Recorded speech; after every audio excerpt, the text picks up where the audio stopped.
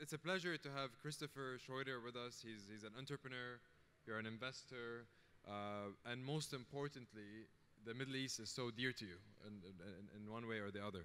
So welcome to Dubai. Great to be back. And to the conference. It's great. Every time Chris is in Dubai, we get together and have a coffee and discuss different things about the region and the hope that the region has and the future of the region. So this is just another conversation that we can have, but with an audience, so they can listen to us. To start off, I mean, maybe if you can take us a bit back, you know, as an American entrepreneur investor, how did you come to know to the region? Why did you come to the region? How did you become so interested in this space? So first, if I could just start with a personal note about you. Because I don't know if you watched the audience during the panel with Ronnie and Sami. I did, yeah. The audience, watching the audience was amazing because first of all, the place was completely packed. I mean, it was sold out to the back. But if you looked at people's expression on the face and the sort of awareness and excitement that was in this discussion about what just happened with soup, you effectively saw everyone in the audience saying, I'm going to do it now too. Like this flywheel of this is the kind of success that is the region. And I think what you've done here in STEP is just that. You've created a massive flywheel here, which I just want to commend you on. Thank you. This is what, I mean, this is one of the main purposes, I think, is that we've seen over the last few years by doing STEP is people getting inspired and feeling the urge while they're in the event that you know, they can be the suit.com. Because see, what is the ultimate definition of empowerment is when you see a woman or man like you, they make it happen, then you say, well, if they can make it happen, I can make it happen.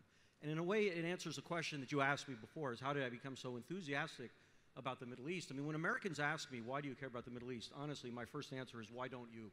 How is it possible that this engagement globally is not first and foremost on your mind on a regular basis? When did you first come to the region? So the first time I came as a tourist, I mean, my college roommate was Lebanese. He'd been talking about the Middle East. And so I was a kid as a tourist when I came. But I began to hear from Fadi Gandor, Arif, other people here around the time of the Maktub sale, that with increasingly universal access to technology in the Middle East, bottom up, young people were innovating despite any of the challenges top down. And candidly, right, I didn't even really believe it until these guys pretty much dragged me to come to the first celebration of entrepreneurship in 2010. Yes. And in a lot of ways, my life changed from before that event and after that event, because here were thousands of young people building things that were never there before. They weren't worried about the top-down stuff, and it changed it all. The celebration of entrepreneurship happened, I think, like 2009? 2010. Right? Yeah, 2010. So how do you see the region change? I mean, for me, at least, like 5 years ago, all the incubators, the accelerators, the venture capital funds, all of that didn't exist. It wasn't there. So partly that day was also kind of like a wake-up call or the launch of all of this. But how did you see it? Because I think you published that book, your book around that time, right? The Startup Rising, and you've come back to the region so many times. How have you seen the region change since then till today? So I published Startup Rising 3 years ago, and then a new edition came out last year. And even in that period of time, the changes have been profound, and in a way this conference manifests it. So 3, 4, 5 years ago, often the conversations here were, what are all the problems in the Middle East, how we work around them? It was a lot of sort of startup 101. But look at your agenda today. It's about AI, it's about genomics, it's about blockchain. It's about what we can do right now with global technology right here in application, not waiting for other people to do anything. And that, to me, is one of the biggest distinctions. The second biggest distinction is what is the network effect of talent that has happened in the UAE and Dubai. I don't get off an elevator now and run into an Egyptian friend who has not moved here. I mean, they may keep operations back in Cairo, but they've moved here because they believe they can succeed here, and there are other examples of empowerment. Those two things have been a massive change overall, and you can see the next 3 years will be much more than they are right now. And what do you see as industries? So if you look at, if someone wants to start a business and compare starting a startup in the US or in the region, right? It's two different spaces, very different in many ways, but what are industries or startups that if someone were to start it out of Dubai or the Middle East would have an advantage? I mean, we've seen Hyperloop. You know, they're having an advantage here over being in the US because of the support they're getting. What other industries, startups, ideas? So I'm going to answer this now talking as an investor. And there are two things that are elements, and you touched in one in the Hyperloop. because it's not just that they're making Hyperloop easier here. Effectively, the government of the UAE and Dubai in particular have effectively said, we are pre-legal. This is Noah Radford uses his terms. There are lots of rules and regulations we have that need to be navigated. Some of them are problematic. But for a lot of this new technology, come test here. This is a place where you can succeed by coming here. And by the way, when we watch you try something new here, we can actually think about a regulatory environment based on that on a going forward basis. But the second thing, which I think is very important, particularly as software becomes universal, are people who have a keen understanding of deeply, deeply local, which become regional, and I think over time, emerging market to emerging market problem solving.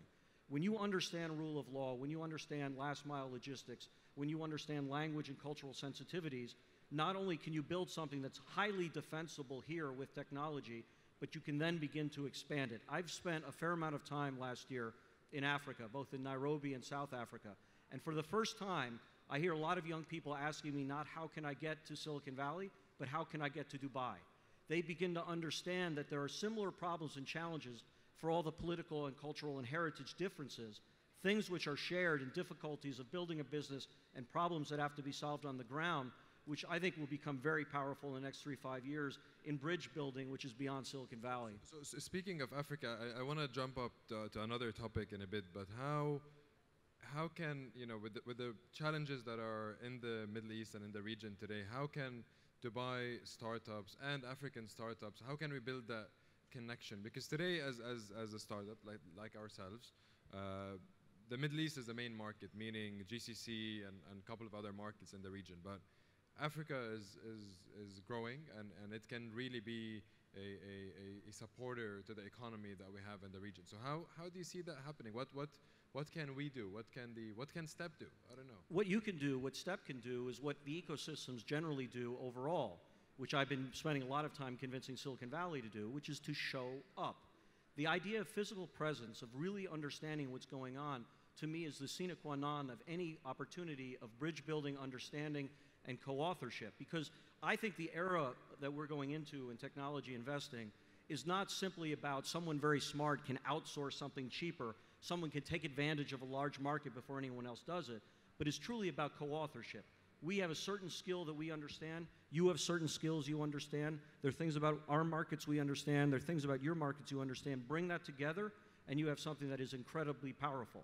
And now because of technology, but also because of geographic location, this opportunity to do that physically is unbelievable. Someone gave me a statistic that blew me away, which you guys likely take for granted, which is like 2/3 of humanity is within 6 hours of the Dubai airport. Stop and think about that, because a lot of that humanity isn't yet digital, but within the next 3 to 5 years, they will be. So the opportunity is going to be, I think, very profound. Such a central location in the world. So another thing I think, so speaking about the region and the challenges there that exist, I want to talk a bit about Saudi Arabia, and I know that you were with MBS, Mohammed bin Salman, when he had this tour to the US and to Silicon Valley. So that's happened a while back. Maybe you can tell us a bit of what went on there. Also, in general, what's going on in Saudi right now, what MBS is doing in terms of the initiatives, in terms of the investment in technology, the attention it's been given to technology, and what insights do you have to the crowd? So 2 observations, and keep in mind, people ask me, you know, they think that I understand this stuff, and I have to tell you, the more time I've spent in other parts of the world, the more humbled I become about the nuance and complexities of life, and so I spend much of my time just shutting up and listening and observing it. So I'm no expert on this, and I'm certainly no expert on Saudi Arabia. I just kind of watch behaviors and talent and see what's happening. MBS's trip to America was absolutely fascinating because I got to participate in 2 very different lenses. I met with him in Washington with a bunch of very traditional business people, and then we had dinner in Silicon Valley with some of the really elite of Silicon Valley. And what struck me so is I was sort of prepared to watch him kind of give the same talk in 2 different places. They were very different talks. This was not a guy speaking off of a script. This was a guy who understood his audience. He understood unique challenges. What were they about? What was mentioned? So, you know, when you talk with traditional business and overall, you're kind of talking about the big macroeconomic things. You're talking about big traditional business stuff. When he came into Silicon Valley, it was talking a lot about innovation, technology, how they could be thinking about it differently, what's happening in Saudi Arabia with young people becoming engaged in technology that would be interesting to them. You know, he was very facile with statistics, and the stats that he talked about in a more structured meeting was different than what he did there. It was, I must say, it was a very impressive discussion. What that means overall, who knows? There's so many variations which are hard to predict. But this, to me, is like the sun setting in the west. If you and I were sitting here 3 or 4 years ago and you would talk about Saudi Arabia, most people in this room would say it's a market I have to sell to. I've got to be there because the money is there, e-commerce will have big business there and everything else. What has been so striking to me are the women and men of unbelievable talent, engineering capabilities, who bottom up are actually doing things which are going to be very profound. The quality of the companies I've seen over there in the last couple of years have really impressed me, and I think that's the thing to really focus on. I've seen as well a lot of Saudis who have studied in the US and come back to Saudi and establishing business. Do you know any startups, any entrepreneurs that you've met who are doing that? What do you think of that exchange, the cultural exchange, the kind of learning that they can get by studying abroad, coming back, applying it in Saudi? Under the general thesis to what I said before, which is showing up is always a powerful thing. There are experiences that can come in American universities and certainly Silicon Valley. Every young person I meet in America who asks for advice, I say, you don't have to move to Silicon Valley, but you got to spend some time there because it's worth learning and understanding. But the goal is not to replicate that. It is merely to make it part of your context and to say there's certain things there that are valuable to me, but there are things which are unique to the setting that I have, and I have a better pattern recognition and better context by bringing that to bear. And speaking of that, so you've been, and we've also asked you to help us get speakers and influential people from Silicon Valley here. I mean, we do it because we want to sell more tickets, but I don't know, why is it so interesting to you, though? Why is it so interesting to you to get, you helped bring Reid Hoffman here to the World Government Summit. So tell me about that. You know, I think that one of the aspects of my life, I mean, I'm an investor. I'm about to do more investing in emerging markets, in fact. And so I'm a businessman. But on the other hand, I feel one of my life's missions and one of the things that matter a great deal to me is the bridge building around great expertise and great experience that allow individuals to actualize, but also bring to bear innovation. Because the beauty of the time we live in, for all the challenges of our time, is that we are unleashing now millions and eventually billions of people, many of whom have unbelievable ideas and talent, who can now participate in unleashing it in a way that they couldn't even if we were sitting here 5 or 10 years ago. So I find that there's not only a wonderful opportunity for these shared expertise to get together, but like my experience when I first came to Celebration of Entrepreneurship, in America you have one narrative of the Middle East, and it's the only thing which is ever discussed. Even my sophisticated, well-traveled friends in Silicon Valley will look at me early on and say, well, you're a little crazy. Like, what are you doing over there? What the hell are you doing there? Yeah. They read the book and they say, you want to know something? We know everywhere in the world when there's universal access to technology, big things happen. And then they come visit and they come look at the world completely differently. I brought the ambassador from the UAE and a couple of other wonderful people who are doing stuff here, like Noor, you know, from DBX, and they came out to Silicon Valley overall. And my friends who have been there greeted them in a different way. There was a familiarity, there was an understanding of what's going on, there was an instant reflection, how can I help you, who can I introduce you to? That becomes very powerful. Again, Silicon Valley to a market like the Middle East, but I'm telling you this is going to be happening from Latin America to the Middle East, it's going to be happening from Africa to Latin America, that's what's going to happen. You wrote a letter or an article after Reid Hoffman was here. Some of us probably read it, but for those who didn't read the story, what was Reid's like basically impression before he came to the region and after he came to Dubai? What did he tell you? Did he So you should read this interview. It's worth you pulling. It's on wamda.com. It's both in English and in Arabic, and it's really an interview. I didn't do a lot of analysis on it. And look, Reid is a global guy. He's been a lot of places in the world. He's been very involved in Endeavor. He knows what's being unleashed in the world, so he had context. I've not been the only guy lobbying him to come. I mean, you know, the guys at the LinkedIn team, like Fred and Ali Matar have been there. Fadi's a buddy. He's been on him for a while. So there's been a lot of context going forward. And I will tell you that while he had very high expectations of what he was going to see here, particularly meeting with a lot of the young entrepreneurs, the first thing he said to me, and he said it in the interview as well, is that all expectations were exceeded. And it goes back to my theme about showing up, because I can describe this. People can intellectually say, of course, universal technology, access to technology is happening everywhere. But it's a different business when you come here and you meet you, and you talk to you, and you brainstorm with you. It becomes a different level of reality, and then you see the potential. And I think there was other, in the World Government Summit as well, Travis was here and Elon. Yeah. Did you have a chance to speak to any of them and also get their impression of, like, what's their, before they come here, what's their impression of Dubai? I mean, when I'm in the US or elsewhere, like, Dubai has a good brand globally, compared to other countries in the region, unfortunately. But the brand also, it's still not exactly what Dubai is doing. I mean, you talk to people, they tell you, they think of Dubai as rich Arabs, a lot of money, yes. oil, but the innovation that's being done here, the amount of work, how Dubai has become an innovation hub in the entire region is still missed. So what did such people or others as well think of that? And after they so in America, generally speaking, but certainly among this crowd, is exactly as you say. I mean, the line that you'll often hear is it's the Vegas of the Middle East or what have you. And so what people do in saying that is completely misunderstand the strategic outlook of what Dubai can mean and the UAE generally to the Middle East and I think to growth markets around the world overall. They completely misunderstand and misunderestimate the talent bottom up that's aggregating here. It's again, there's a network effect of talent happening here, which is, I would say, almost unprecedented outside of Silicon Valley, whatever. The more good people that want to be here, the more good people want to be here.